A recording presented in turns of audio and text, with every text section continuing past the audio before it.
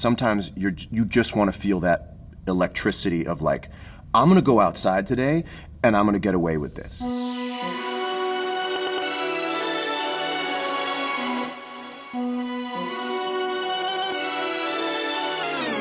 I hesitate to talk about my style as if it's anything that I think about beyond the moment of what feels right.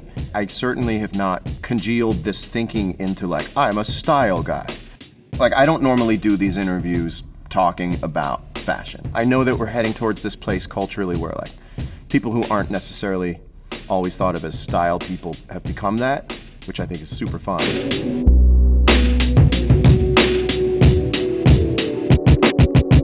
My style is about the balance between these highly differentiating, novel, interesting, far-out things and working it into kind of a daily wear situation.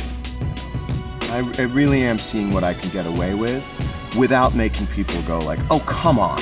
I've sort of committed myself to some extent to always being in that zone of something that makes people go, what? But then the fun part for me is finding balance. And then when you get away with it, you want to do something else that makes someone else go, well, now what is that?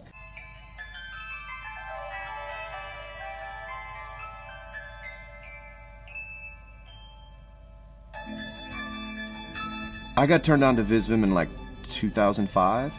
2005, you'd go to Japan and your cell phone wouldn't work. And that was really exciting.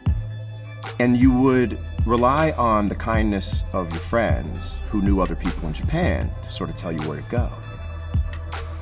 And I was walked into Visvim by a friend of a friend, you know, like guys who really have it going on in Harajuku and stuff. And I really was into the fact that everything that Hiroki made had this one differentiating element to it. Pieces that have come to be associated with me are like robes. I think I've always liked the robes because it doesn't fit spiritually when you put it on. The description of a jacket or a shirt becomes sort of like a room. It's hard to explain. There's a real power to it.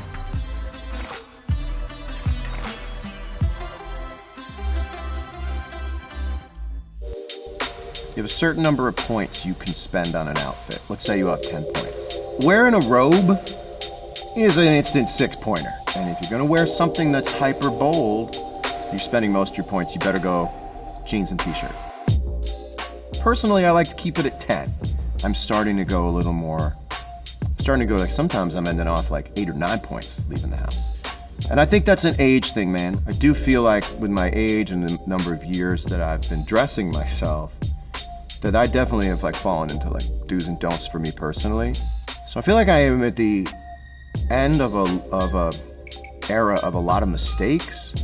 You know, I feel like your 20s and your 30s should be like, figure it out. And then when you get in your 40s, you're like, yo, here's what works. And I'm like, man, look at the pictures of you from your 20s and your early 30s. People are working that out. To every person in their 20s and their 30s, wear that hat.